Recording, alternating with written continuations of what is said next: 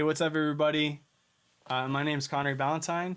I am a producer and a musician and an artist, um, amongst other things. And tonight we're going to get into um, kind of how to make music when you only have your phone in front of you. Um, I have been producing off of iOS devices for a while now, which is a funny thing to say, I guess, but it is 2020. iPhones have been around forever.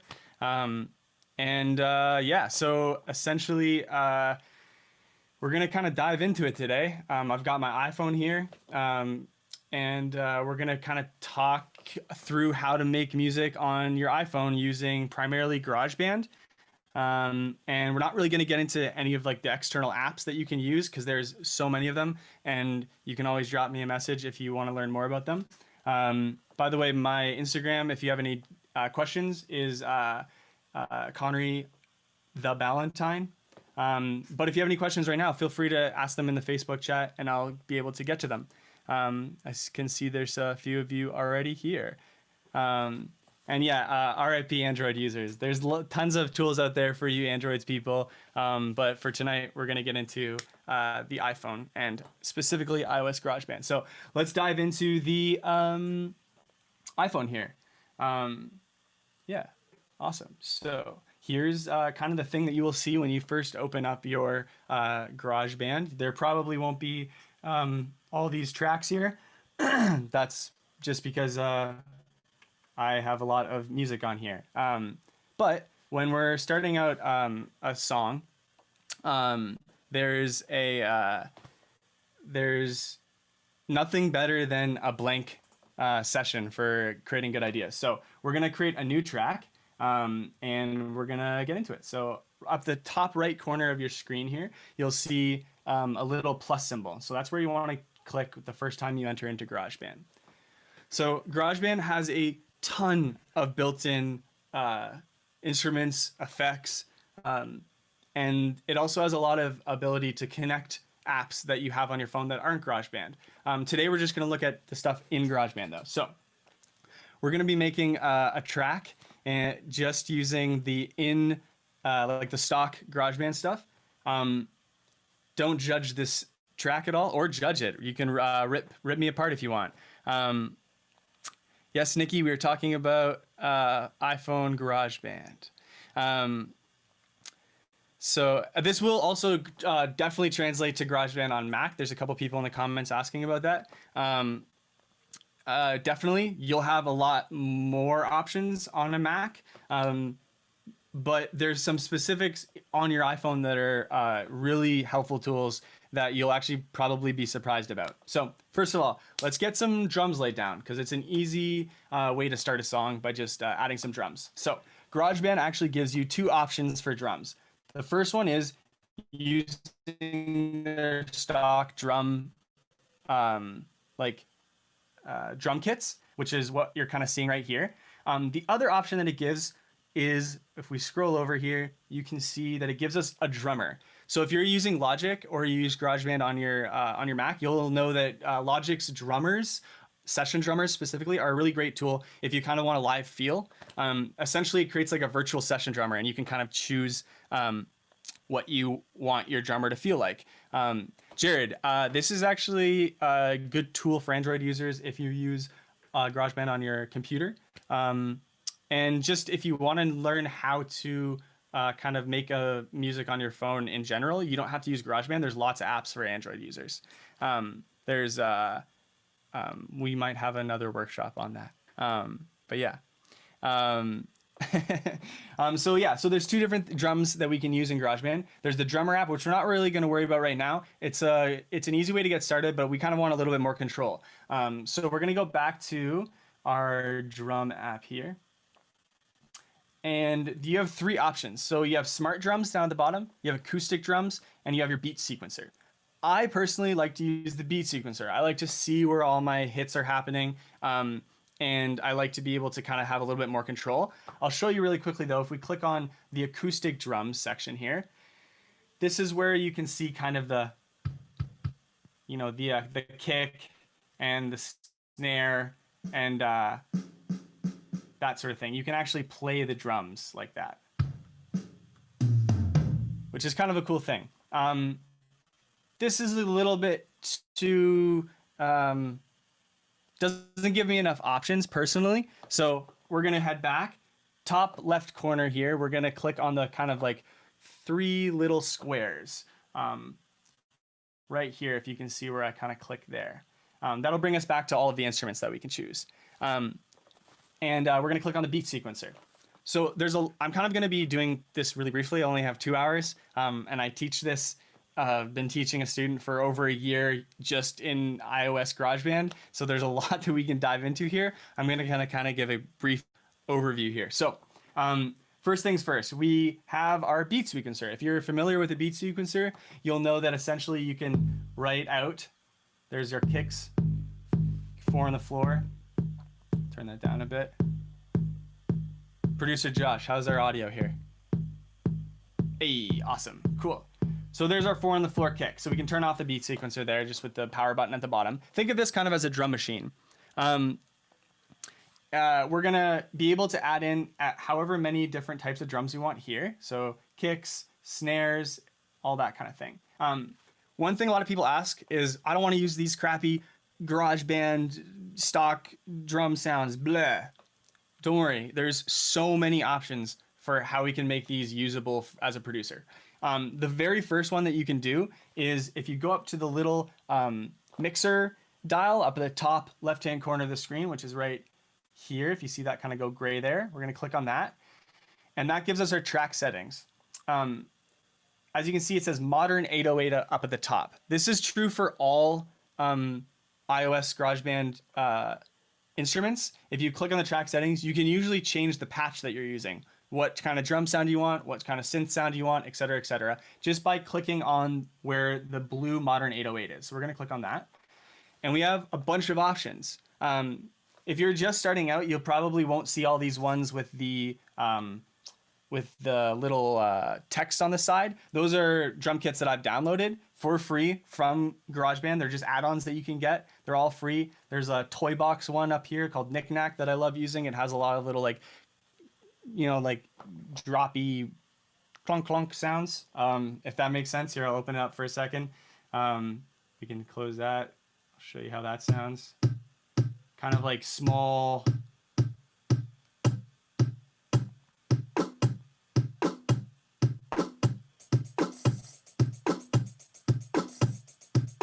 Just kind of small sounds like that. Or we have some really classic retro drum. Does GarageBand? Oh, yes. Okay, sorry, I'm missing all these questions here. Can you change this time signature? Absolutely. We'll get into that in a second. Does GarageBand take up a lot of space in your phone? GarageBand doesn't take up a lot of space in your phone. It's only when you start to add a lot of recordings that it will. I've never run into an issue. I think I'm actually not sure how much space I have on my phone, but if you have like a smaller phone, it might clog it up, but otherwise you just have to watch what you're downloading. Don't download all these vintage drums that I got. So for example, let's use a Linn drum. Linn drum is a classic. It's the drum that Prince used. It's an awesome 80s sounding drum kit. So we're going to close that. Close that here. Let's get rid of this kind of thing. We'll don't judge the beats that I'm making here. We're going to just do a classic little drum beat here just to start us off. Boom, bap, boom, bap. Awesome. So there's our kind of like really simple drum beat that we've got going on here.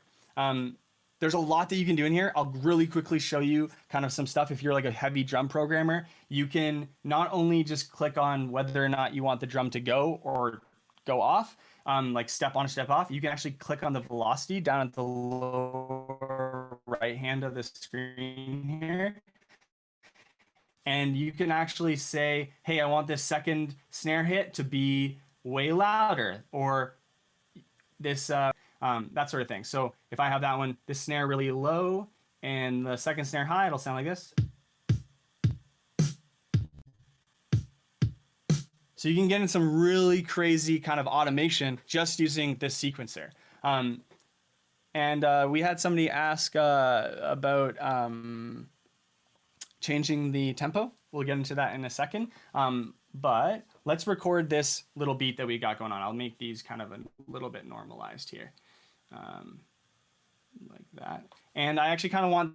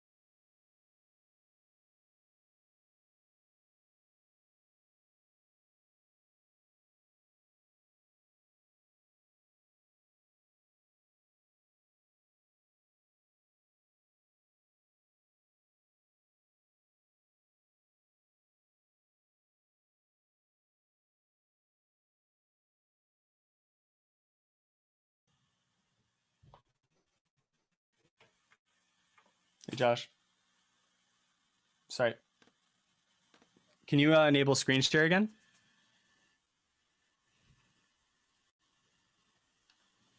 Make me co-host.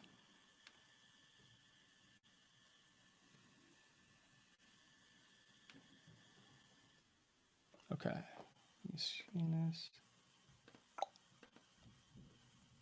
Okay. I'm good to go when you are.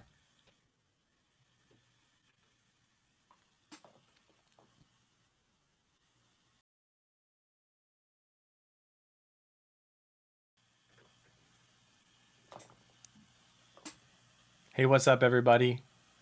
I'm back. We went down for a second. The joy of internet workshops. Hey, yeah, just comment thumbs up or something in the chat if you guys can see me. And smash that subscribe button. Hey, hit that notification bell. So yeah, we're back to recording this drum beat. I don't know if you guys saw it, but we made our length that we're going to be recording double just by clicking on the little I down the lower left-hand corner, going to length and clicking 32 steps instead of 16. Just gives us a little bit more options here. So let's record this. To record anything in GarageBand, there's the big red button at the top, and we're going to give it a go. So here we go.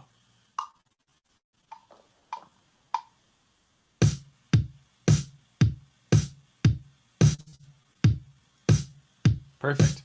So it'll kind of keep going like this until we hit 8 bars, because we've kind of specified in GarageBand, it automatically will just loop after 8 bars. You'll see here. So now it'll just play back. During our recording, this is the cool thing about Beat Sequencer that we can do, is we can actually add and take away stuff while Beat Sequencer is happening. So, for example, we can go back to here and click 16 steps. We're going to click record again.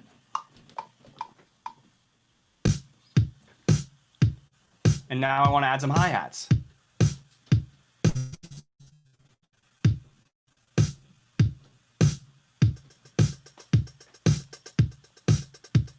And maybe like a drum fill at the end.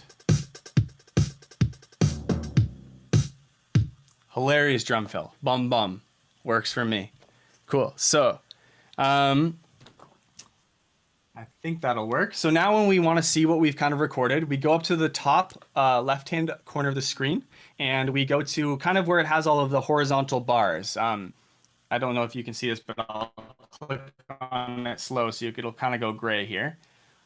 And we'll click on that. So now you should be able to see the what we've recorded. All the MIDI data showed up there. MIDI being the messages that we've provided Ableton, or sorry, not Ableton, GarageBand with. And there's our little track we've got so far, 8 bars. So we can play it back. Kind of like that. And there's our hi-hats. Wow, such a good drum beat. Perfect. So it'll kind of loop in on itself because that's how kind of GarageBand likes to do it. So that's what we're going to work with right off the bat. We talked about how to slow stuff down, how to change the key, all that sort of thing. So the way to do that is to actually go up to the top right-hand corner of the screen where the little gear is. If you don't have a newer iPhone, this might be a little bit different. It might be, sorry, I'm just going to plug this guy in here. It might actually be slightly different, but all the settings will still be there. You're just going to have to kind of menu dive a little bit. So let's change the tempo. Let's go up to the top right-hand corner, click on the little settings menu there. And these are the settings for the whole songs, not to be confused. Not to be confused with the, sorry, I'm just reading these comments here. Yeah, it's just an internet thing. If you're slowing down and speeding up here, it's probably mine, to be honest. So I'm not a crazy hacky drummer here. It's just the internet. You can see here we have a bunch of global settings. These are for the whole track. These aren't specifically for each individual instrument. So see here it says tempo. We can click that. We can change the tempo here. Let's bring it up to 120. So we got a nice classic pop song. Go back to settings. Time signature. GarageBand only gives you 3 options. 3/4, 6/8 if you're a weirdo. Let's keep it in 4/4 for today. And then key signature. Now the key signature really is only important for when we start to use MIDI instruments or if we start to use pitch correct. If you're just recording audio onto your phone and stacking harmonies and that sort of thing, then you should be okay. You can just kind of ignore this part, but this will change all of your MIDI data. If you have a song in C with all this MIDI data and you're like, I want it to be in F, you can just click it here and it'll change the whole song to be in that key. Let's go back to settings.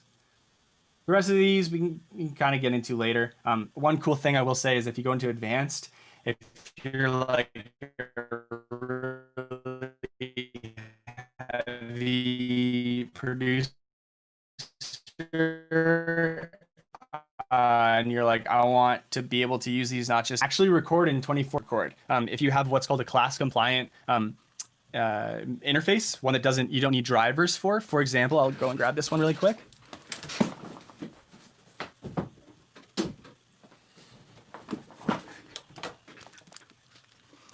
This is a interface that I bought a while ago. It's a Kai EIE Pro. And it's actually will work with an iPad or with an iPhone. It's great. Yeah, so you can actually multi-track. So you can record 4 instruments at once with this bad boy if you turn multi-track recording on. So anyways, we'll go done here. We're finished with that. So our track is now at 120. And we should be good to start adding some more instruments. If you have any questions about drums or whatever, feel free to add them in the old Facebook chat or YouTube chat or whatever. Yeah, I actually have Nikki. I actually have two of these interfaces. They're great. I use them, one of them on stage and one of them for my normal setup, and they work really well with my iPad, using just like a camera connector to USB. So, anyways, back to this guy. So we're gonna add another instrument.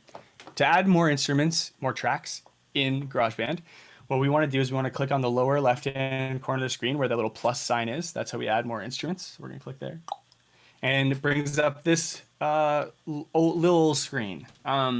This guy is great. We can choose kind of any instrument we'd like. GarageBand gives us a lot of crazy virtual instruments. The string sounds are pretty nice. It has some cool instruments from around the world, an Iru and a pipa. I don't know if that's actually how I pronounce these things. Please don't cancel me. They're incredibly beautiful sounding instruments. And a guitar, and a bass. For right now, I don't typically use a lot of instruments like this. I like to stick to my synthesizers. Ella's asking, do you suggest GarageBand over Logic or Pro Tools? I really depends on what you want. GarageBand is definitely a more limited tool if you want to be a really heavy producer and really be able to change stuff.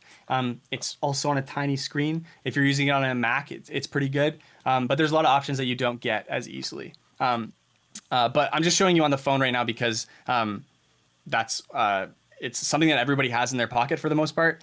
And it's a great tool if you're like, I don't know, in the bathroom at work and, you're on break and you want to, get a demo in the acoustics of your work bathroom or whatever, you can lay some stuff down here. So we're going to jump into the keyboards here.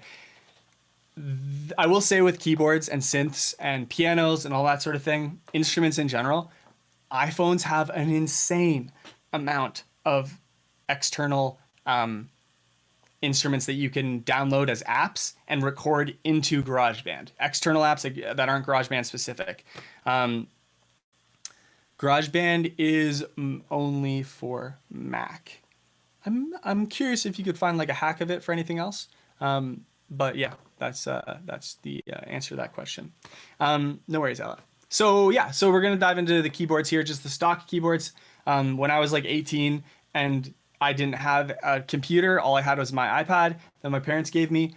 I made an entire record using just the keyboards that are in the stock GarageBand back in 2012. And I loved it. They were cheesy, and in retrospect, they sound hilarious, but I could have made them sound a lot better. And so I'm hoping I can bring that to you guys today. So there's three options here on keyboard. As you can see, we have the Smart Piano, we have the Alchemy Synth, and we have Sampler. So Apple did this incredible thing a couple years ago is they added Alchemy, which is a synthesizer app. And you actually are able to use it now on GarageBand on your phone, which you weren't able to do that before. It's like Logic's synthesizer essentially, which Logic is the big brother to GarageBand, if you didn't know that. So we're gonna use the Alchemy synth because it's a great synthesizer, digital synth. The sampler, I will say, sampler on the iPhone is one of my favorite tools to use. I could do 6 whole lessons on that. We might dive into a little bit here, but let's go into the synth first. So we're going to click on Alchemy Synth, and here we go. We will definitely OMCI will probably be doing a workshop in the future on non-iPhone specific stuff. So don't you worry about it. We'll get there if you're not an iPhone user. In fact, in the comments, there's a lot of people. Thank you, Colin, for posting that link. You traitor. Awesome. So we're going to dive into this here. So right off the bat, we got a little synth line here. We're going to change the synth sound because I don't like that synth right now. We're going to go up to the top where the little mixer fader knobs are, top left-hand corner. Click on that. And just like you saw in the drums, we now see the same kind of thing in the synth, where we can actually go in and we can change what synth we want, which patch we want, by just clicking where it says Epic Cloud Formation. We can click on that and we can change the synth patch that we want. So here pops up Alchemy Synth, and there is tons of patches, presets. Those are just the pads. There's some organ sounds, some mallets, some lead. There's so much stuff on here that you can yet. So there's a lot of options. Let's go to pads here. Let's go to something like classic simple pad. See if we can get that guy going here. Cool. So I'm going to change that to glisten. Cool. I'm not a piano player, so yeah. What's glissando? Good question, Nikki. I changed that really quickly. So up at the top in the very center, you'll see a couple options here. If you click on glissando, it'll switch to scroll or to pitch. These are just different ways that you can touch the keyboard. This is one of the great things about using an iOS device or a digital thing is that you actually have a lot more options as far as how you play the instrument because you're using touch and force. So for example, if it's on pitch, I can move and kind of like warp between the semitones. There's a little bit more of like a, right? If I switch back to glissando, it's just gonna hard chop between them. And scroll means that when I click and drag, it actually drags the whole thing. So that's like if you really need to like move it during a performance. I usually keep mine on glissando, but it's really up to you. On the left-hand side, nice, yes. I see. Yeah, cool. Sorry, I'm just checking in with you guys on the feed here. I'm a little bit delayed behind you, but so we're gonna click on glissando here. On the left-hand side, you'll see the two arrows. That's just your octaves. So if we click on that, all of a sudden we're an octave down, down again, and down again. Nice big bass sound. You have beside that you have your sustain. So that's essentially your sustain pedal. That'll hold forever until I switch it off. The two options beside that I'm not getting into. They're iPhone specific gimmicky kind of stuff. That's like one of them is like you can change the sound. So for example, in this, you gotta hear that as I'm moving my finger up the key, it's kind of opening up a filter, something like that. These two options here will let you do that with like your facial expressions or by moving the accelerometer on your phone. So we're not really going to get into those because they're kind of gimmicky, and aside from like a live performance, I don't know I don't really use them that much. Not to say that they're bad or whatever.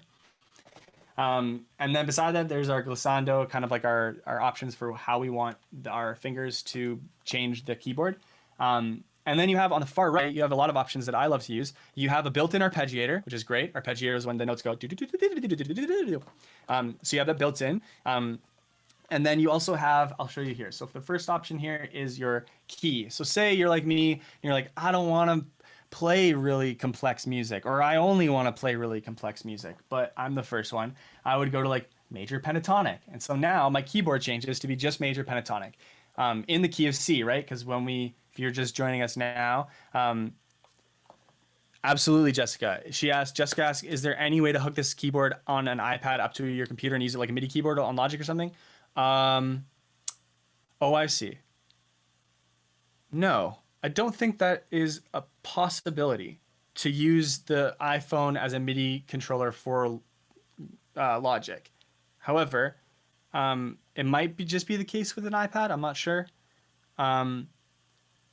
But what you can do is you can use a MIDI controller with GarageBand. If you were ever, or if you're sorry, yeah, like if you ever wanted to like not use your phone screen, play on your phone screen, you can actually use a Bluetooth MIDI controller, or you can use a camera connector, the little iPhone camera connectors that goes lightning to female USB.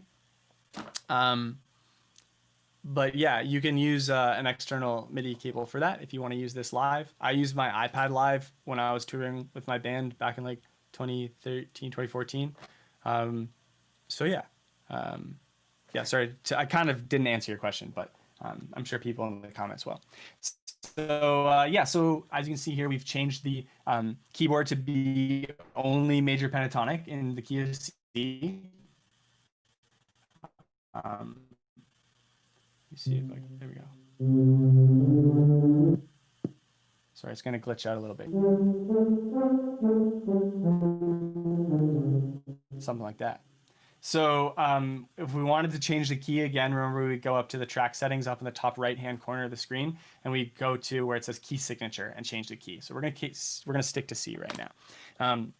Producer Josh, how's it all sounding and looking? I got 2 thumbs up. So hey, if you don't like it, then you know that's up to you. So I'm gonna go back and we're gonna give myself just a full keyboard here. Yeah, the next option is beside it is the arpeggiator. So I'll go back for a second. Arpeggiator, which is right beside where the keys. It's the one in the middle there. And we can click run. So now we have an arpeggiator here. Play a C major, you know, C, E, and G.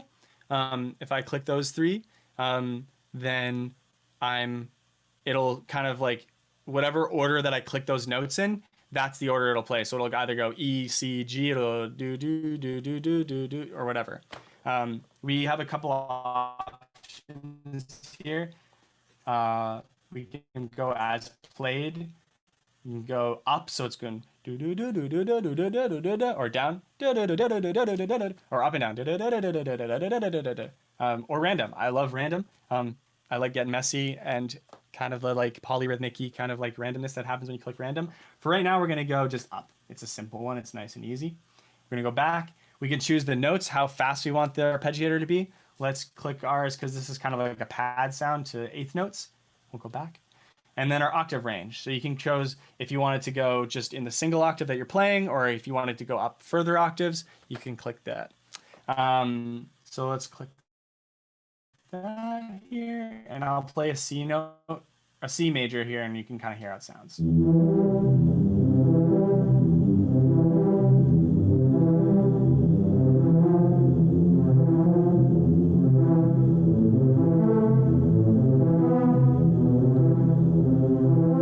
Great, and we didn't even change the sound of the instrument, and it already sounds pretty sick. I might even record a little something in here. We'll go something like this.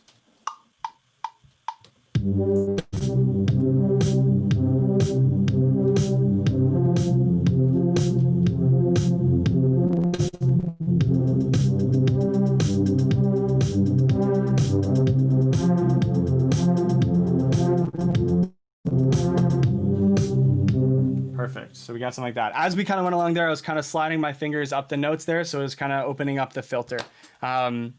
Stranger Things vibes. Just the 80s, folks. Just the 80s.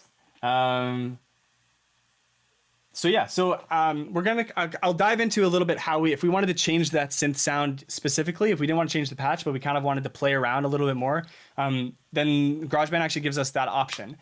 So if we go to the top, up at the top right-hand corner of the screen, you'll see a little like dial. It has like a little circle and it has bloop, bloop, bloop, bloop, all these kind of little dots around it. So that's our instrument settings. Do they have a list? Rachel's asking, do they have a list of chords somewhere for people who don't play your instruments, or do they just have the C chord option that you click? They do have actually like a chord mode, which I didn't go into, which I totally can. If you click beside the arpeggiator, there's actually a chord mode, which is really handy. You can kind of play the chords as if, we'll turn the arpeggiator off for a second. You can play the chords like this. Oh, sorry, I just totally got rid of my phone there. You can kind of play them like strum them. Or you can play each individual note by playing in between the little gray bars there. So kind of something like that. So if you click on the top where the actual letters are, you can play the whole chord all at once.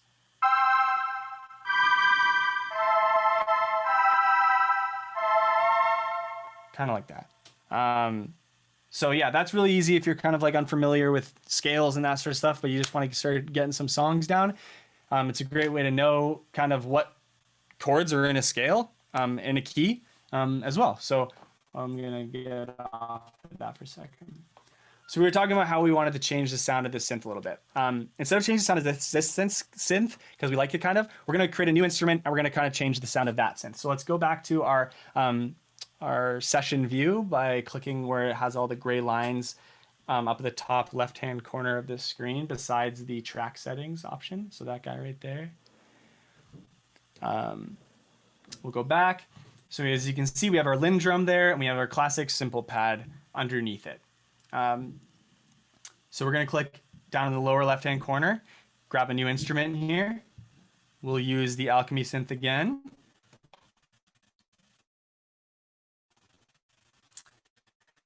And let's go up to track settings up at the top left-hand corner, right where it kind of has the faders that you move up and down. So we'll click on that guy. And we will click what patch we want. So we have a, let's get a bass sound. Synth bass here, I love that bass. Got a big old 808 sound. Blooming bass, I really like listen to this guy. 1 second, we'll see if we can.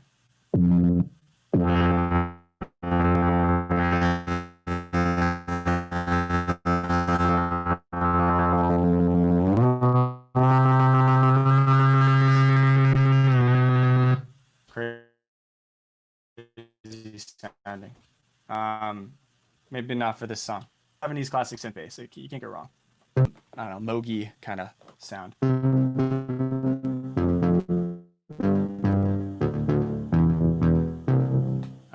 And let's arpeggiate it.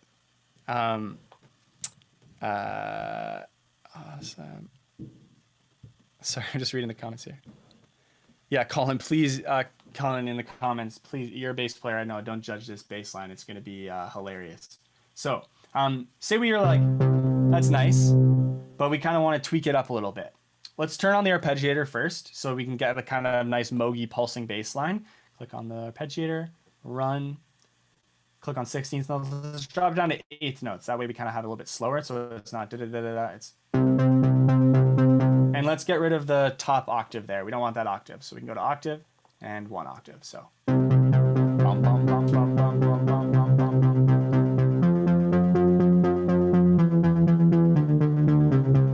Something like that. There's a weird pitch thing happening. It's just the internet being funky.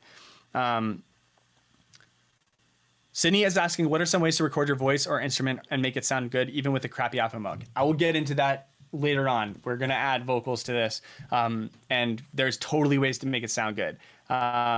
Yeah. And Sarah's saying, can you do all this stuff on GarageBand on the computer? Absolutely. It's a little bit of a different layout, but it's the exact same program almost. They've really done a lot of work on iOS GarageBand to make it the same as the desktop program. The only difference I think for me would be that you can use plugins that you download anytime you want in the GarageBand on your computer that you might not be able to get on the iPhone, because the iPhone you can only use apps or like inter-app audio stuff. So yeah, so we're going to get into this bass line here. But I want to change the sound. That's a great sound, but I want to kind of tweak it a little bit. So we can go up to the top right corner where the little like dial is, kind of if you can see the little dial with all the dots around it, we're going to click on that. And that kind of gives us our options as far as what the Alchemy synth lets us do here. So we can change the delay. And we can change the reverb. And if the stuff on the left here is kind of like some like presets that they allow you to do. So you can...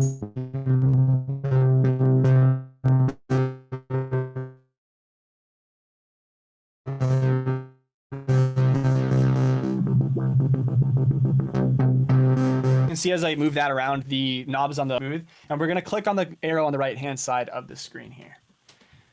Click on that. So now we have a little bit more options. If you're familiar with synthesizers, you'll notice that these are kind of like really simplified versions of normal synth options. So you have your cutoff, which is your filter.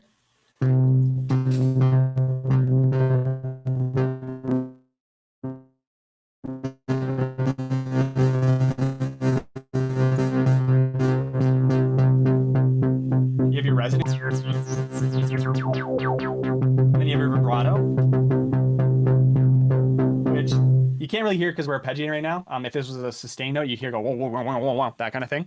We're gonna bring that back down. You have a width. You probably won't hear that right now either because I'm not sending you stereo audio, but that's gonna be the how wide the synth sounds. I'm pretty sure it just uses like a slight delay to stereoize the sound. Then you have your noise filter here.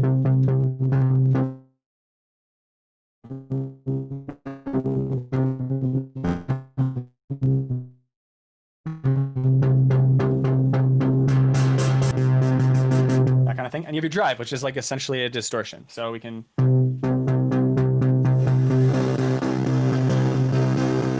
Woo, hot. We're gonna get rid of that guy because that's too hot. If we click over a little bit more, we have our like amp section here, so we can change what the actual sound sounds like a little bit more, so we can change the attack so it'll like fade in kind of. And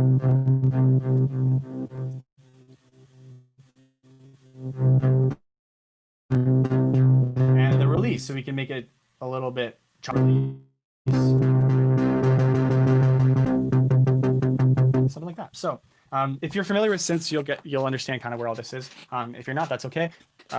Research synthesizers and how they work. They're really deep and lovely. And if you want a really good resource, there's an author named Tom Holmes who has an incredible book called Electronic and Experimental Music. I think it's in its like 11th edition or something. It blew my mind open when I was in like grade 11 about synthesizers, because before that I was like a folky boy who was like, I only play real music. And I love synths now. So there you go. I even, more than I love analog synths, I like iPhone synths. So you can burn me at the stake if you want. Yeah, so here we go. We're going to go back. That works for me. That's a good little synth sound. Maybe we'll put a little bit of reverb on it. Nice. Bring that noise down and bring the cutoff down. So let's record that in. I don't really know how is it going to sound, but we'll try it.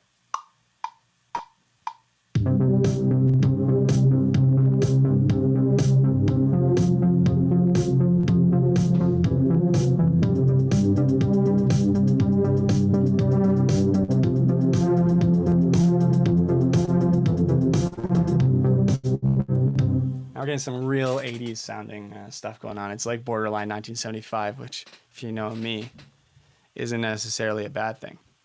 Nikki's asking, could you talk about recording guitars with an iRig interface in GarageBand? Absolutely. We'll get to that in 1 second. Right now, I'm kind of going over just like the MIDI stuff, all of the virtual stuff. So if you're like, say you're like on a train or something like that, and you don't want to, you know, whip out your guitar or whatever, these are all things you can just do using just your headphones and your fingers. We'll get into like how to actually record real audio in just a second. So that's kind of like the basics of the synth stuff.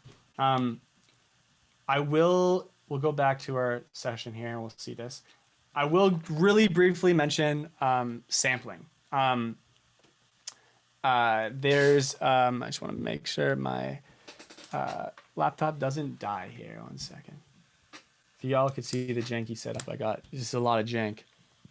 Okay, let's add a new instrument here and click on sampler down at the bottom there. GarageBand's sampler is very similar to kind of a lot of cheap samplers that came out in the 80s and 90s, specifically like the Casio SK series, SK1, SK5.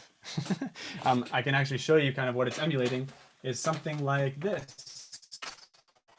1 second. Ooh. It's kind of emulating this bad boy. So this is a Casio SK1 or SK5 actually. I love this little guy. It's essentially a really cheap sampler, and you can use it. The GarageBand sampler is kind of based off the same thing. It takes a really small amount of audio that you record into it, and then if you play it, if you play it on, I'll show you 1 second. We're gonna record something in here. So here we go. 1 second. Let's get the audio from.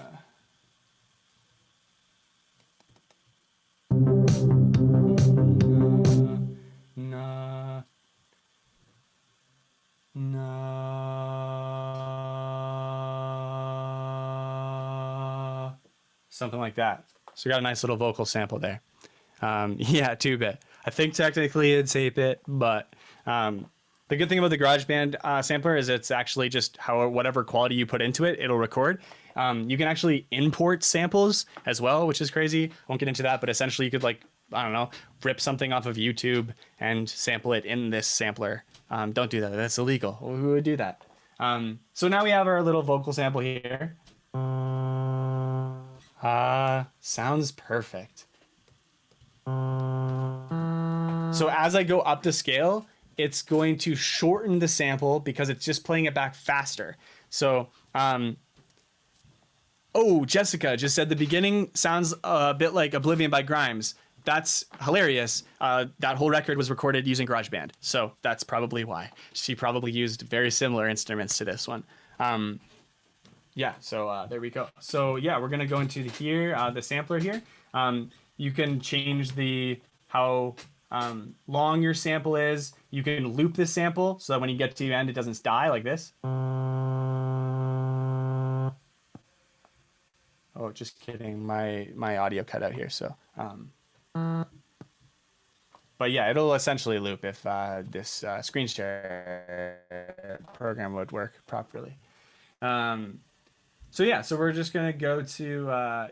You can change the shape and you can change the tuning and all that kind of stuff too, but we're gonna leave it like this for right now. And maybe I'll add in a little melody. I'm gonna do something that I'll get to in a little. Actually, I will show you right now. Sorry, this is a little scattered. You might be wondering, hey, how do I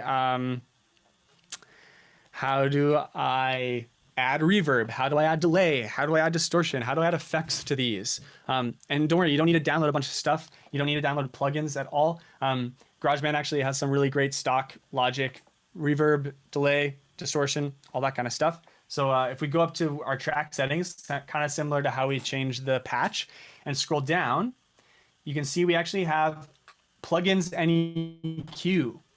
So if we click on that, takes us into this little section here. And if we click on edit, we can actually add plugins. We can add a reverb. We can add these kind of things. The reason why, I'll go back to what we did before, sorry, where we were before. The reason why I wouldn't use master effects is because those are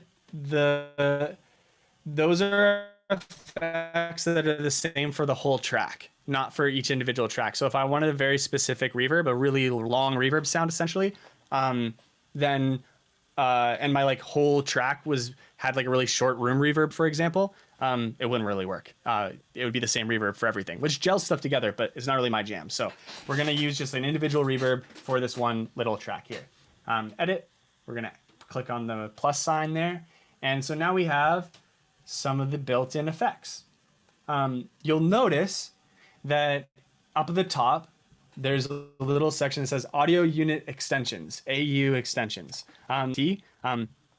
Yeah, so I can click that and you'll see a bunch of apps that I've bought or downloaded because I do a lot of production on my iPhone.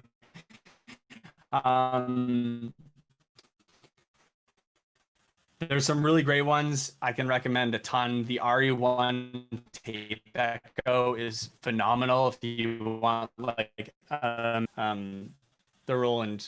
famous Roland Space Echo. But you can also get a lot of like kind of warbly. I love that a lot of people would know it as like the lo-fi hip hop, the age we live in, beats to study and relax to era.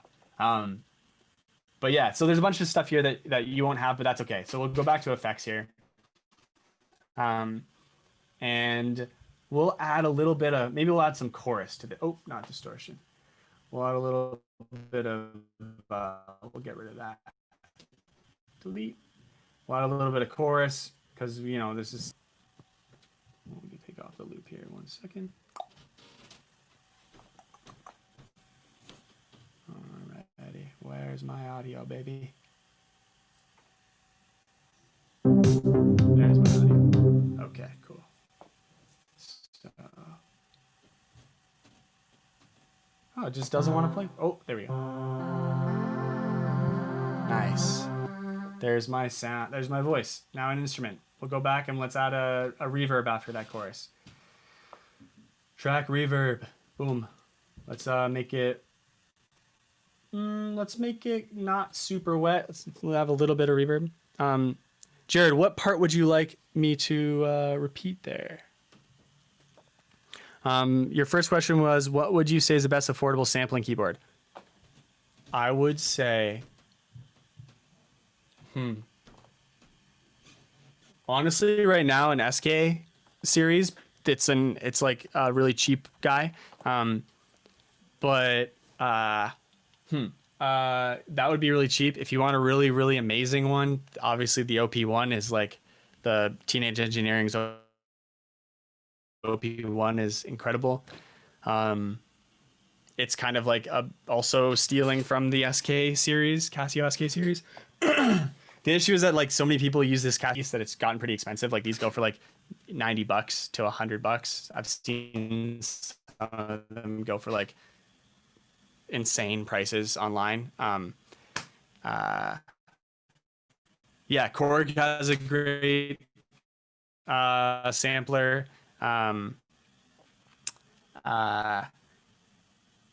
There's, yeah, I would say, I mean, if you have like a DAW, there's Ableton is like known for its sampling if you ever get Ableton. Other than that, I have a bunch of sampling keyboards, but they're not very cheap. So yeah, I would say like find like a crappy one at like, you can always score one from like Value Village occasionally. They pop up now and then. Anyways, back to this. Here's our reverb. Let's bounce we'll make it a little bit higher here by clicking on the arrows. Nice. That's my voice. It's beautiful. Wow. Let's make the reverb time a little bit longer. Even longer. Whoa, that's so long. Great. So that's what we're going to use there. Let's record something and a little melody. You can definitely, Nikki's asking, can I use a general MIDI keyboard for sequencing? As long as the MIDI keyboard can connect to the iPhone, absolutely. Definitely. Here we go.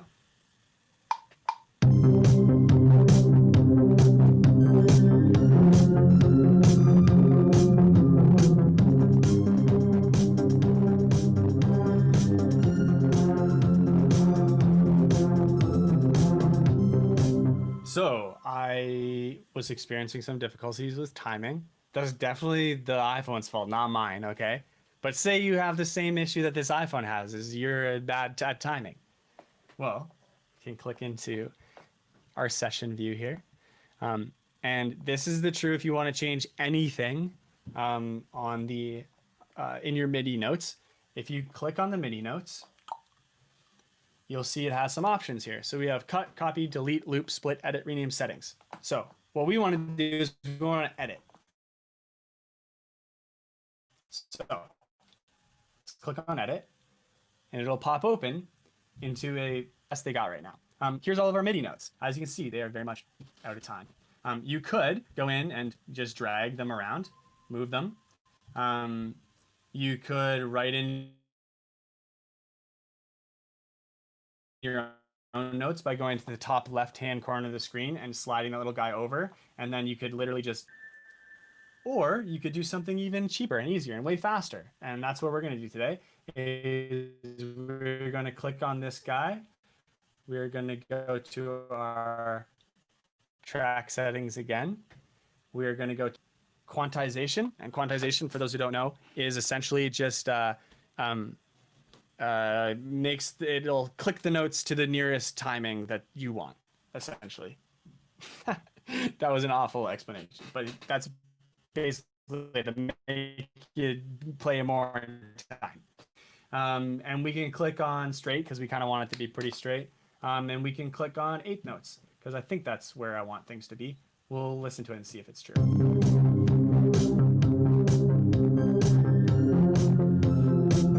Sure, that sounds good.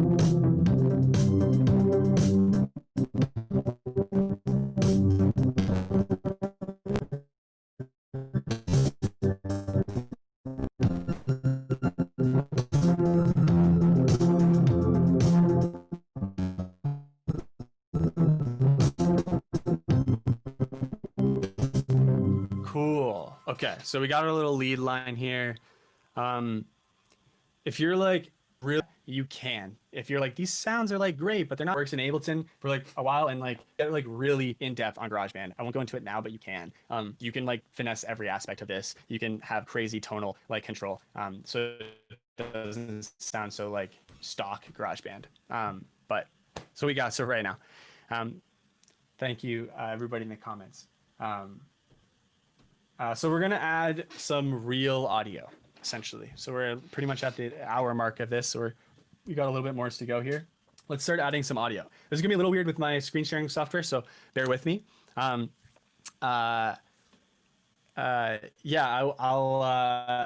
I'll export this, and if you're in the comments section, you'll be able to hear it. Yeah, so we're gonna add a new instrument here.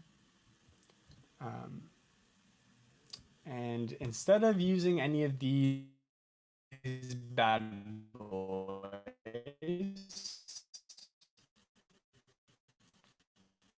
we're going to use one of these two things.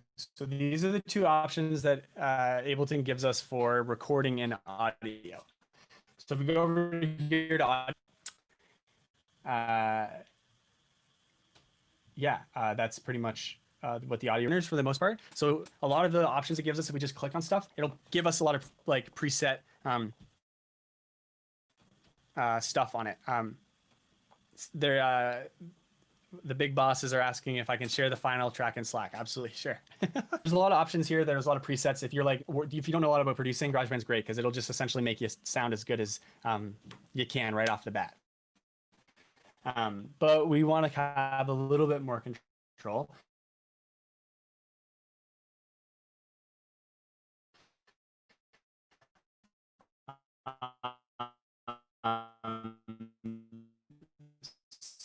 So I'll go into audio recorder first, but what do you want to show you? If you have like a guitar and you have like an iRig or you have an interface and you can plug your guitar right into your iPhone, if I click it,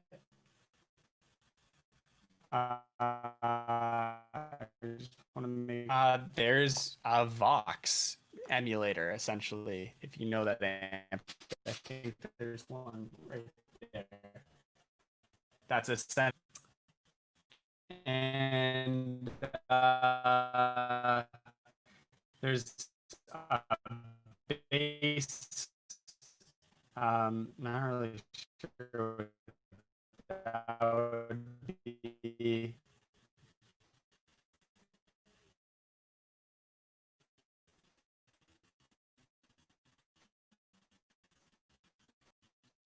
Same kind of stuff.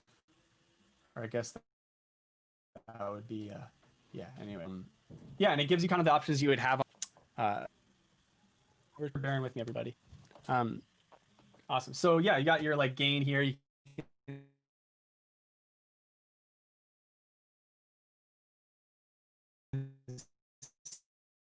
see the little knobs down here.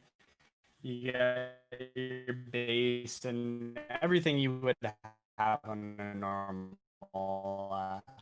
normal amp. The cool thing too, if you want to plug in a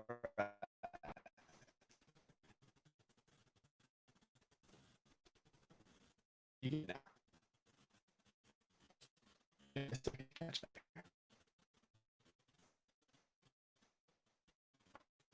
Hey Josh.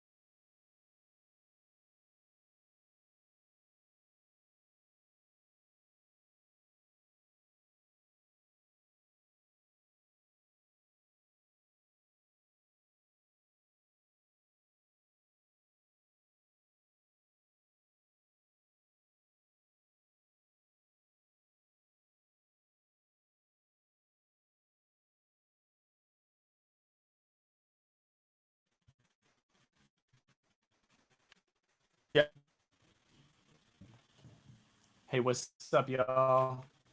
Sorry, I'm back now. Give me another thumbs up in the comments if you can see me. I'm going to, there we go. Cool, cool, cool. Yeah, give me a thumbs up if you guys can see me here. Josh, how are we doing? We're good? Good? Give me a thumbs up. Try it out. All right, cool. If it goes down again, we'll try one more thing and then we'll be good. All right. Perfecto mando. Cool. So yeah, we were talking about amp stuff. Awesome.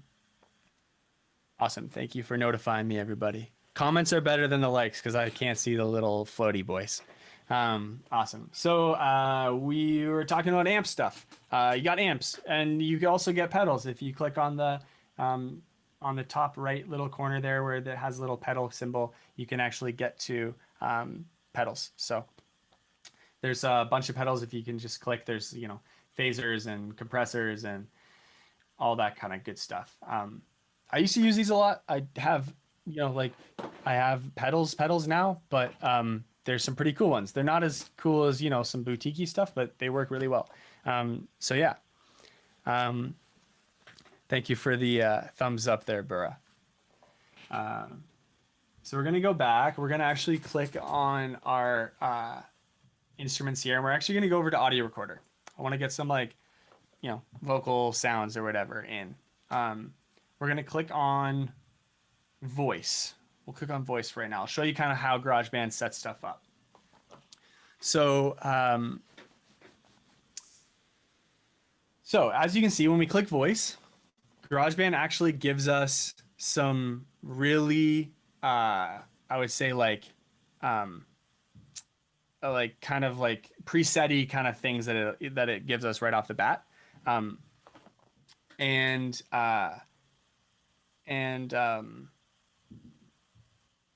we're still good, producer Josh? Cool. So it kind of gives us some presets here. So it gives us our tone, and it's kind of, you can see it's already moved a little bit. You already put a compressor on there. I already put a reverb on there. It gave us a drive, but it didn't give us any of it. And it also gives us pitch control. GarageBand's pitch control, its pitch correct is pretty decent, actually. So yeah, if we don't want those things on, that's totally okay. We can solve that. They're all plugins. They're all plugins and effects that we've already looked at before. So if we go over to the top left-hand corner and click on the little fader guy again, we get into our little track setting area that we've been to before. And we can go down to plugins and EQs. And there's all the things that kind of GarageBand's showing us right in the middle there. Let's get rid of all of them because we don't want to use any of them for right now. In fact, if we go to edit, we can actually delete them all. There we go. So now we have kind of like a very clean audio channel to record into. And that's ideal for what I would use this for. So 1 second here. I'm gonna go make sure that we are live.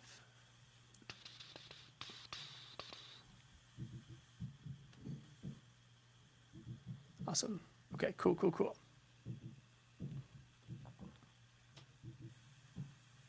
See whatever. Okay, cool. Oh, I see everybody. All right. Awesome. Cool. So yeah, we're back here.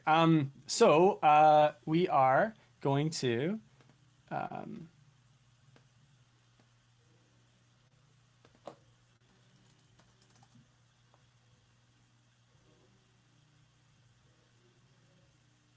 okay.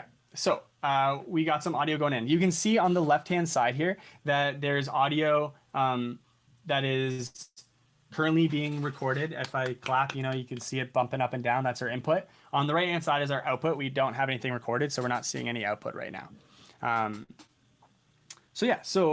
Let's kind of record some audio here. There's our track.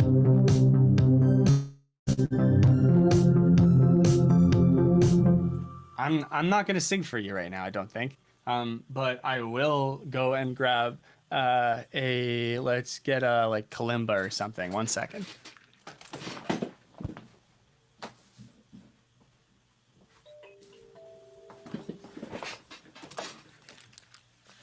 Say you got one of these guys lying around and you want to record with one of these, or you want to record with your voice, or you want to record an acoustic guitar or something.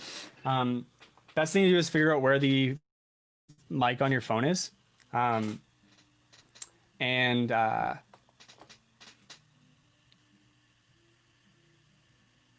okay, cool. That's interesting. Somebody's saying that we can only...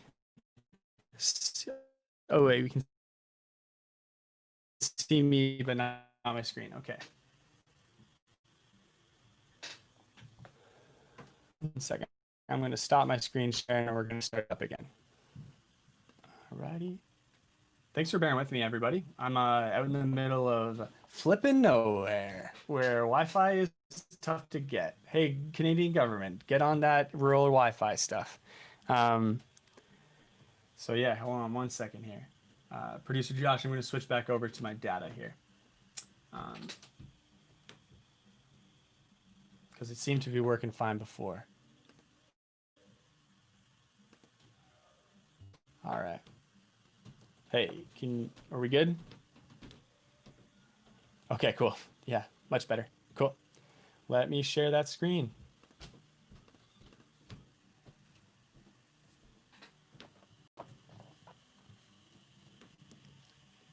All right, are we good?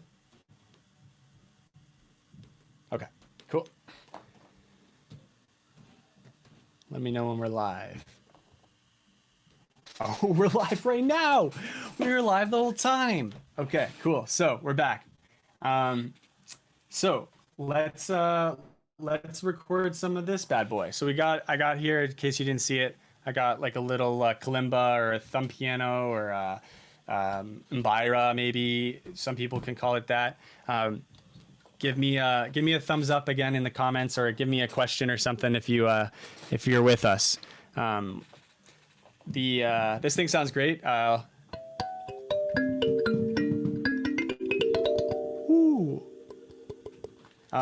So we're gonna try and record this. I don't even know if it's in the right key or not, but we're gonna try it out. So here we go.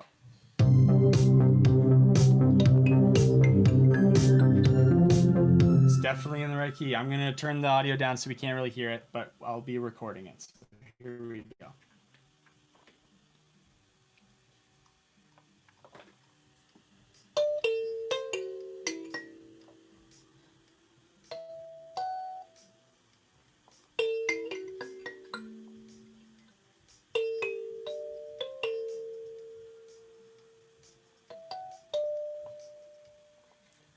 Well, we learned that the kalimba is not in key with standard pitch, but that's okay. We're going to try some funky stuff out and see if we can get a cool sound of it. So we can see now that if I click play,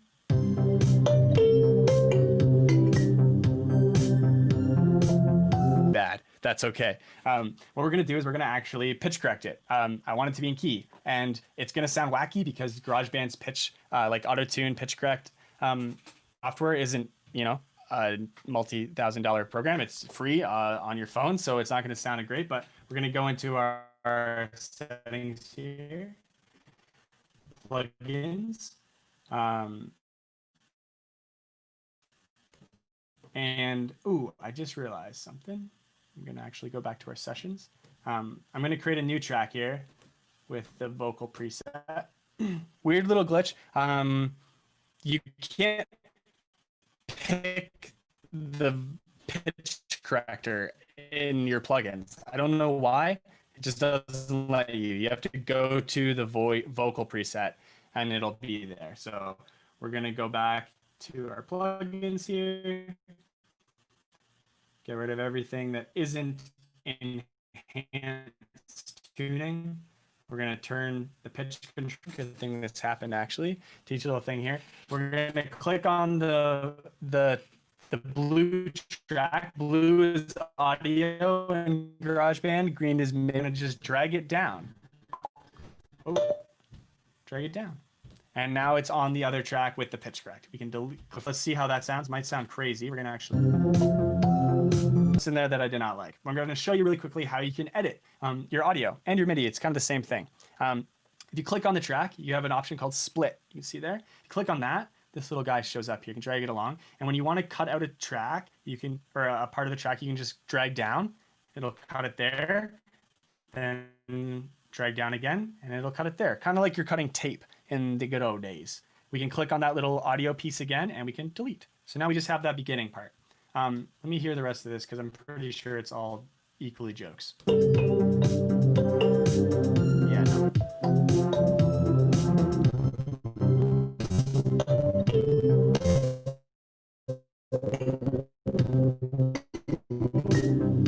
That's all hilarious sounding. So I'm just going to keep those and have audio in your track. You could add a vocal in there if you wanted.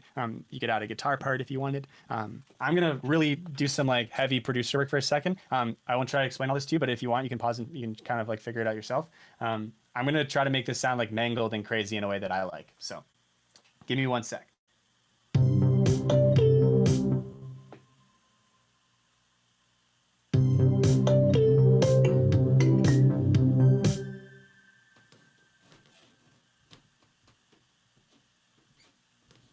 So I'm just going to be going in here, going into my plugins to fix up this bad boy. I'm going to go into here.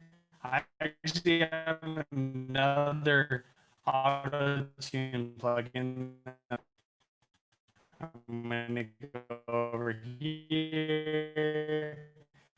I'm going to change it to the key of C major.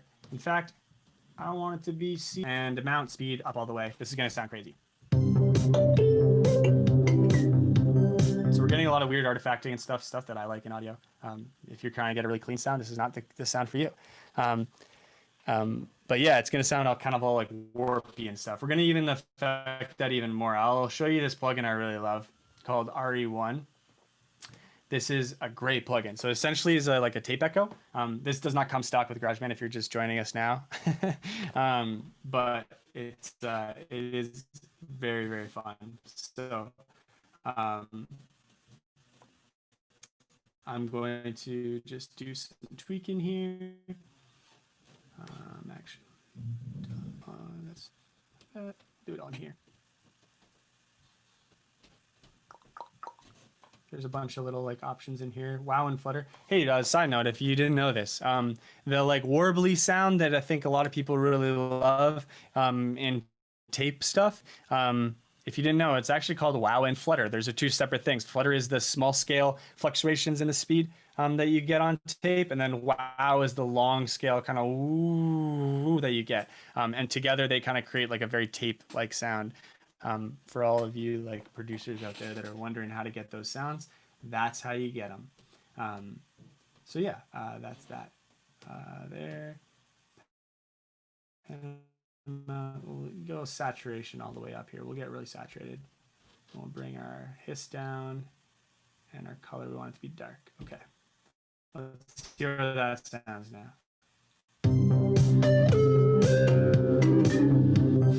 That sounds crazy. Doesn't sound necessarily good, but it sounds interesting. You know, we could throw like a big ol', I'll go into here and throw maybe, let's throw, actually I'll use a stock one just for us. Reverb before the delay here. So now we're like, we're affecting the reverb.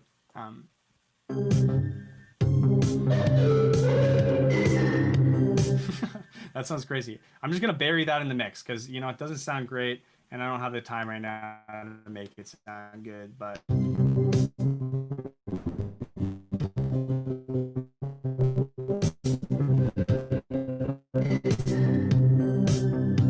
it's kind of in there. It's kind of weird. I'm glad to even keep that in there to begin with, but hey, we're polishing definitely deranged a little bit. But yeah, so here, actually, this is a great teaching opportunity, and this is why I did it the whole time. Let's learn how to mute, and let's learn how to mix stuff. say we have a track that we're like, I don't want that in the mix right now. I don't know. Let's say like this track that we're working on. We can actually go to this instrument and click on the little speaker with the X through it. That's our mute button. So we can do that to any of the tracks. We say we didn't want any drums and we didn't want the sample. Then we can listen to the track.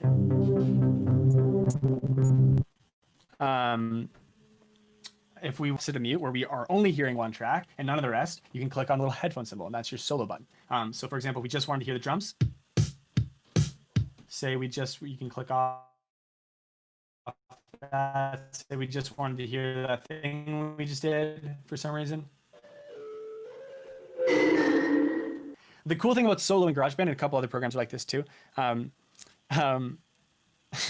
is you can solo a track here, and then you can solo another track, and they'll both be soloed, which is convenient for if you wanted to like listen to a bunch of different things all together. But we're gonna keep our little kalimba track muted because we don't like it right now. It's, it's not playing nice with the other kids. Let's make so. I feel like a lot of you guys will want to be able to learn how to record vocals on here. I'll do some vocals, just no judgment. I don't really know what I'm doing right now. Let's click on audio recorder again. Let's make sure, if you're doing it in your headphones, you can click on the lower right-hand corner. There's a thing that says woo, monitor. That way you can hear what you're recording. Right now it won't work because I'll create a big feedback loop. But that's where it is if you have it in your headphones and you want to kind of learn how to kind of hear what you're actually recording. That's where the monitor thing is, and you can change how loud you are here, and that won't actually change if you're like recording something in and it's all the way down. It's still recording in. You're just not hearing it.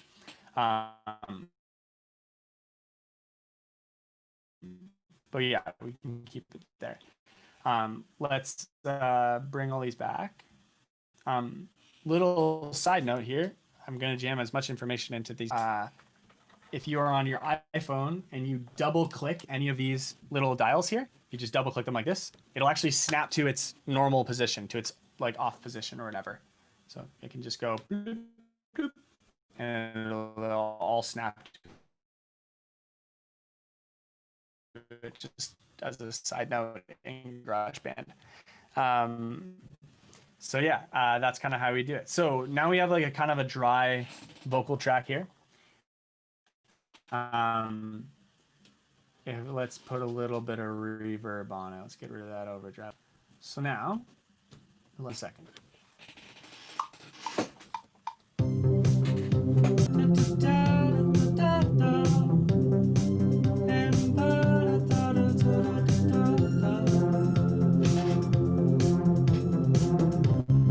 Something like that.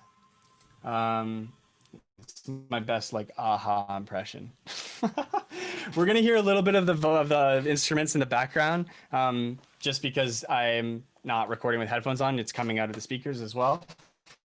So if I solo it, it'll kind of sound like this.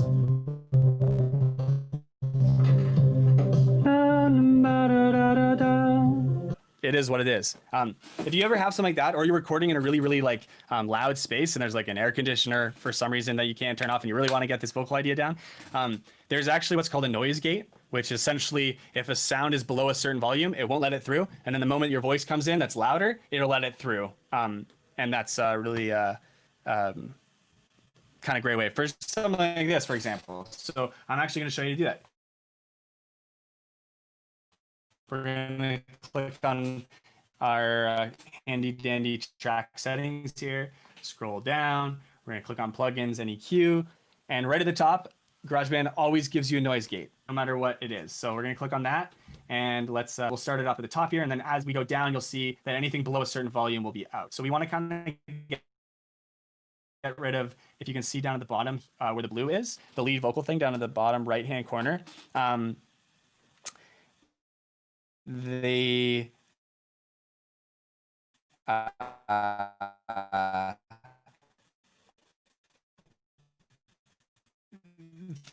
all of that kind of audio that's down there is just from me coming through my speakers. So we want to get rid of that. So here we go.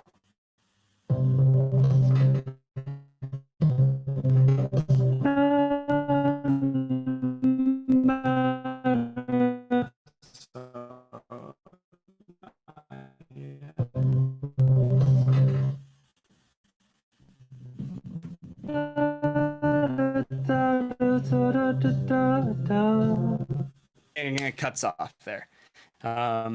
So that's great. So now let's hear it in the. Okay, just like that's the vocal take. That's the one. To make this sound a little bit prettier in the mix. It's so hot in my basement. Holy cow. So yeah, we're going to go up to our track settings here. Producer Josh, you can still hear me? Everything's going good? Hey, all right. In the comments, let me know how jokes that vocal line was. We're going to go into our plugins and EQ here. Yeah, I'm sure it sounds crazy over the internet, actually. I didn't even think about that. So we're going to go in here. We're going to compress the vocal a little bit. Compressors are a really hard thing to explain, and I don't really have a lot of time. But essentially, it takes the quietest part of your squashes the loudest part down till they're the same volume. It essentially gets rid of dynamics. So if you have somebody that's singing that's like really quiet, then really loud, they'll both be the same volume. Essentially, that's what it does. All of my audio engineer friends are gonna roast me for that explanation, but hey, there's a lot of different types of compressors and that sort of stuff. So, and yeah, so we're just gonna throw a little bit of compression on there. I'm gonna bring it down because I don't really trust it without having headphones on. We have, I'll get rid of everything else here so we can kind of build it from scratch. So we're going to add ourselves a little bit of maybe some of overdrive, just to give it a little bit of like a grittier sound.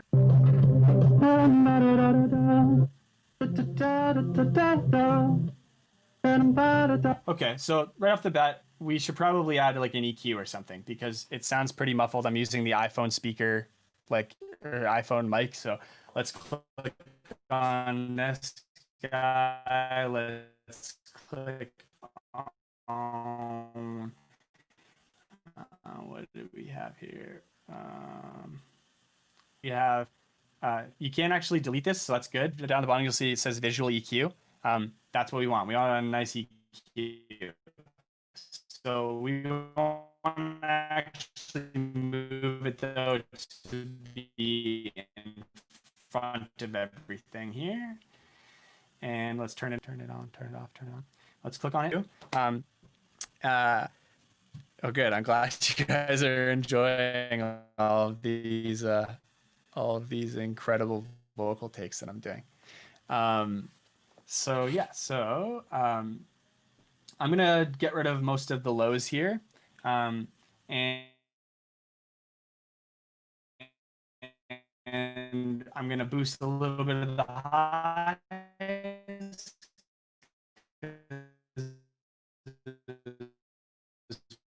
Pretty mid-heavy, and maybe drag it like that. That's just, I'm going in blind here. Let's hear how it sounds. Okay. A lot of the weird muddiness out, and we got a lot of the mids out. Yeah, so let's hear it. Everybody's roasting for my lyrics. Oh, buddies, you could hear my actual lyrics. You'd go, it's pretty much the exact same thing. Side note too, if you're songwriting, mumble tracks are the way to go. If you don't know lyrics yet, just mumble track your way until you figure them out. So here we go. So let's hear it with the audio.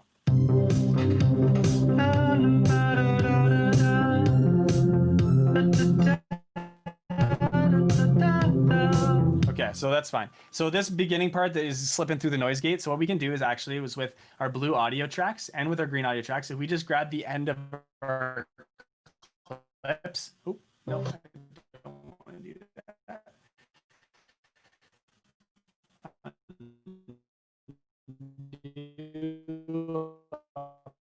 The top right hand corner, the little backwards arrow there is the undo. If I click on that, I can actually drag and eliminate that audio.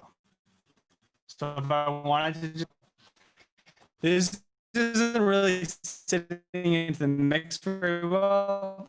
We don't really have any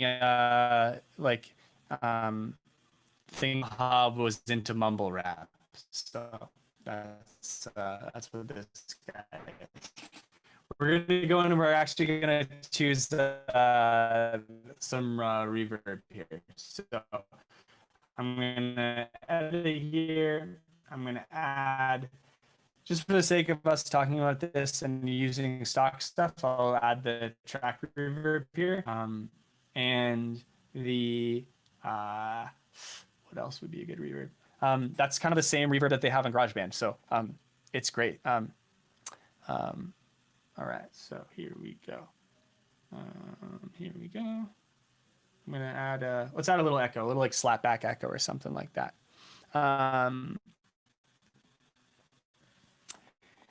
So here we go.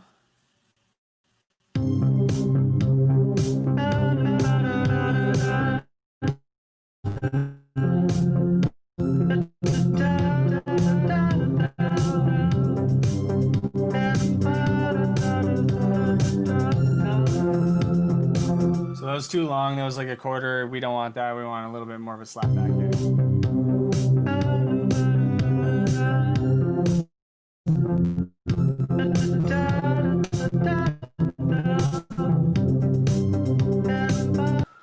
All right, so it's kind of sitting a little bit better in the track. But let's say you're like, man, I want to add some like crazy, like, Kanye level auto tune onto this bad boy.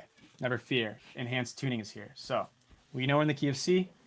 In order to get to the tuning, you have to make sure that you're on a vocal preset and you haven't deleted the enhanced tuning section. So you can see in our plugin section how it says enhanced tuning. You can't bring it up if it's not already there, if you haven't clicked the preset already. Figure that out. But the only way to turn it on and off again is if we go into the top left-hand corner, 3 over from the top left, you'll see the little to that screen that we had originally, and that allows us to bring the pitch control kind of like all the way up there. That's the only way to do it. I don't know why, but that's the only way Apple lets us hear that.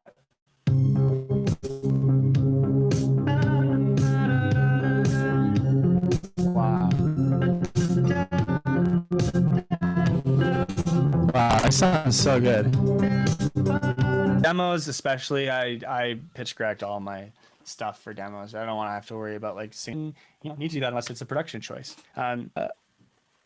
Let's sorry, I'm just gonna read these comments here. Is there Nikki's asking, is there any way to tap tempo to delay? Yes, there is. So let me just see track echo.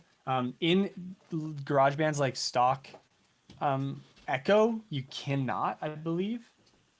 Yeah, no, it just gives you like divisions. But you can tap tempo the overall tempo if you wanted to, in our where we have our metronome. And there is plugins though that you can add that you can tap tempo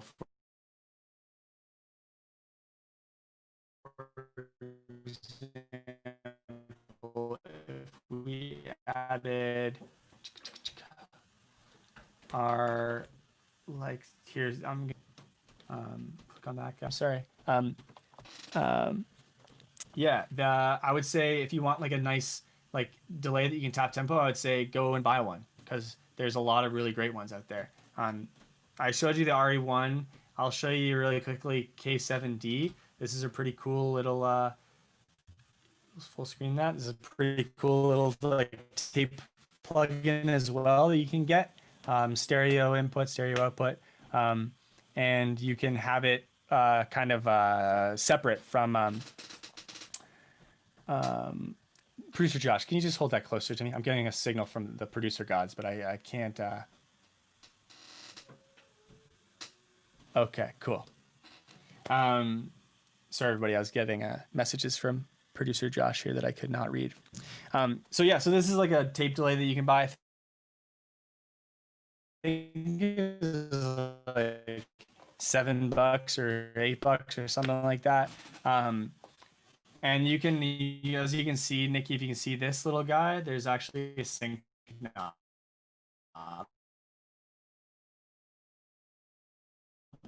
So you can actually just like dial in milliseconds if you want, like a standard delay, which is a little wow and flutter filter on this.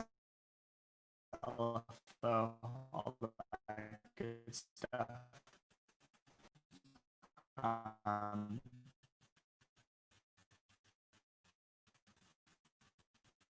think that's I'm trying to find one with tap tempo on it, but I don't really use delays much in that regard.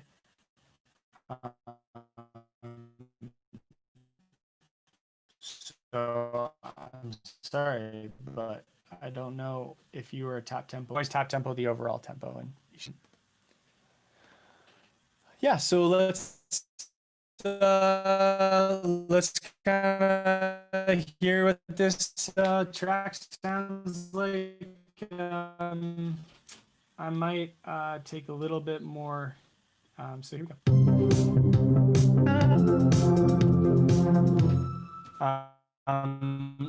So yeah, that's kind of like your song. You know, you can add as many vocals as you want to duplicate a track. So you wanted to add another vocal. If we want to add another vocal, say you get your rename them like I don't know, like great. That's a great vocal guy.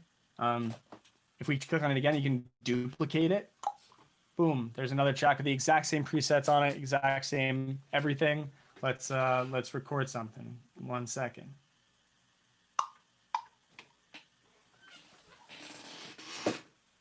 Oh, 1 sec.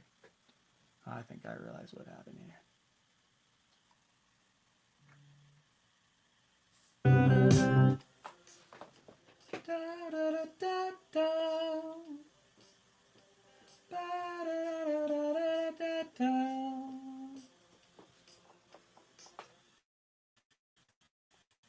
Something like that.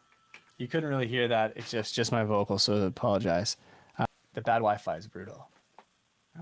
So let's hear that guy.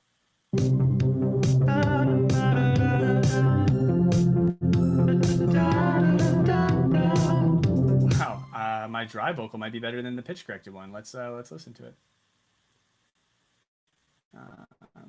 Let's take off that tuning there. Let's take off that overdrive and the noise gate.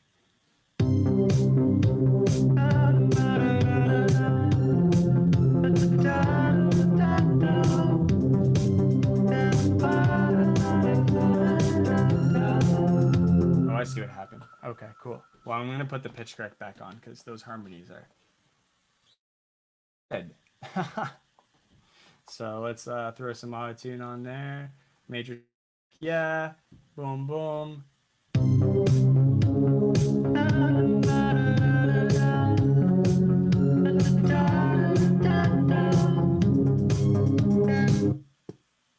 Oh, I see. We're getting some weird internet-y flickering here, so that's okay. All right, so yeah, that's pretty much kind of all that. Give me just 1 second here. I'm gonna go and peruse your comments. and see if there's anything I'm missing here. And to all you guys who are on YouTube or anything like that, if I didn't see your comments, apologies. If you guys have any questions about this too, feel free to if you guys are not part of OMCI, you guys can DM me on Instagram at Connory the Ballantyne is my Instagram. I'm not really on it very much right now, but I can always answer questions there. Give me 1 second here to check all of your little comments. I hope you guys are kind of like thinking a lot about what you guys can do on your iPhones, just as a huge flex and a little bit of inspiration. When I was like in high school, I put out 2 records that were both made only on my iPad. The first one was just using stock synths, and the second one was actually using just vocal samples, using the GarageBand vocal sample and some drums, and that was the whole record. And you will never find them on the internet because it's embarrassing. But yeah, they're out there. So yeah, I'm going to pause my screen sharing for a second so that I can check all your Instagram messages because my other phone just died. So give me 1 second here, guys.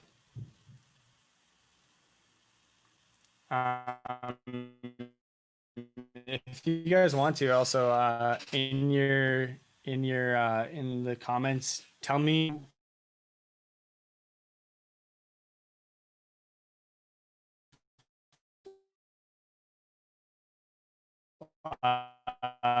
some ideas you guys have for how you want to use them specifically. Do you want to just record demos on them?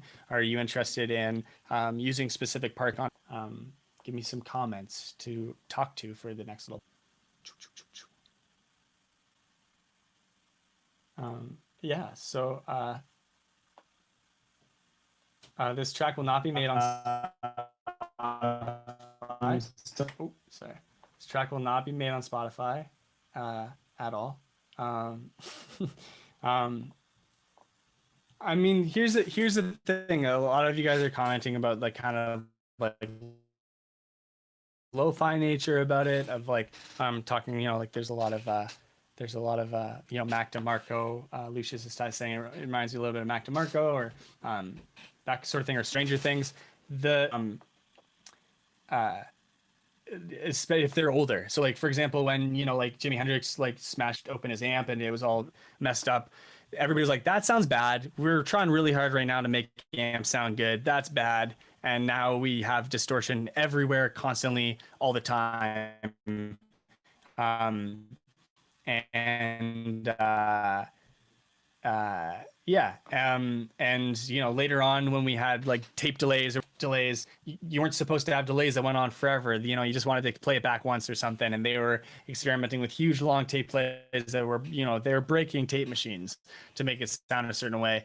Or the Beatles were like driving preamps really hard and making distortion that way and all this stuff. I mean, in the 80s we have like all these cassettes and all this stuff that sounds warbly and warped because it's broken, and we love that stuff. But I think a big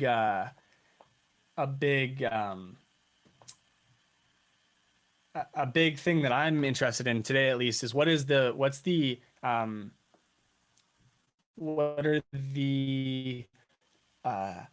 things that we are using right now. Technology that we have, it's really interesting technology, really pushing into the boundaries, using it in ways that maybe it hasn't been used before, and that sort of thing. Jessica, you said any way to hook it up to Logic or something and use it as like a MIDI keyboard. I think somebody said earlier that there might be a couple of applications that might help you with that. I honestly, for the most part, use like my keyboard half the time as a MIDI instrument. You can like turn on that application in GarageBand and just use your keyboard as a MIDI keyboard, like your typing keyboard as a MIDI keyboard. But yeah, there is actually a way. Sydney just mentioned even if you can't connect the two, you could record on GarageBand, then export the audio file to Logic. There's the connectivity between the phone and the actually, I'll show you guys if you want. 1 second. Let me resume this share here. Give me the note. Okay, cool. So producer Josh, here. I want to make sure that my phone is visible here. I'll show you guys kind of how you can bounce out tracks. Cool. I'll show you guys how you guys can bounce out a track. So say we wanted to bounce this track out. Bouncing means like, exporting it or whatever. You can actually export stuff from, this is why this is such a great tool. You can export stuff from your phone on GarageBand and export stems to Logic. You can actually export this file as a Logic file and open it up in GarageBand or Logic on your computer and continue working on your track. So say you wanted to, you're like, oh man, this demo sounds really good. I want to keep some of these sounds. You can do that if you want. The way you go about doing that is if you click the top left-hand corner of the screen and click My Songs. This will be the last thing I do before I wrap up. Click My Songs there. That's kind of take us back to our regular screen here. Kind of like our file screen or whatever. And you hold down and scroll down. You have a little thing. It gives you 3 options. Cloud. I could click Song just like that. I could export it in any of these formats I want. I could export it as an uncompressed WAV file if I was being crazy, or a lossless file. You could enter in your info and a cover image if you wanted it just to be immediate, and then you could click share. I won't do it right now because it'll mess up my Wi-Fi, but if you click share there, then it'll allow you to either export to your computer or to SoundCloud directly, which is crazy. I feel like this is a product of a bygone era. If you want to make your song into a ringtone, then that's the option there, or a project. And if you tap on project here, essentially what it'll do is it'll allow you to send to some people. If you wanted to send it to any of my friends here, you can airdrop it to yourself, or you can open in like this, and it'll allow you to open it into kind of your files down here, save to files. And that'll let you essentially open it up if you connect your iPhone to your computer and open up the GarageBand file. So yeah, I'm going to pause my share here again and come and look at your comments. Give me 1 second, guys. Yeah, so that's this. I do like this. I do teach lessons for iPhone stuff privately. If you guys ever want to learn more, then hit me up. Rates are reasonable. Hope it's cool that I'm plugging that. Otherwise, love to see what you guys make with this. Yeah, hope the Wi-Fi lag wasn't like awful. Probably was, but hey, you guys can always ask me questions afterwards or whatever. And yeah, I think that's pretty much it. Producer Josh, I don't know if anybody's asked any questions on YouTube or anything like that, but if not, I'll wrap it up here. Thank you guys for letting me talk at you for a while, and hearing that track here, we'll listen to the track once more here before we go out. Bada boom, bada bing here. Here we go. Here's the track.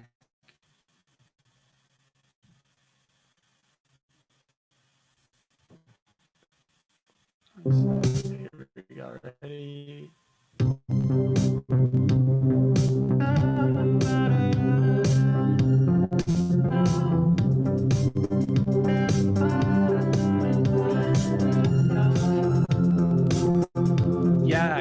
Yeah. Cool. Thank you guys for letting me show you some stuff. We'll see you later. Instagram's at Connory the Ballantyne, or all over there. So if you ever want to follow any of the music that I'm making, that's where you do it. I'll see you guys around. Adios. Thank you, producer Josh. Thank you, OMCI. See you later. You can fade me out now.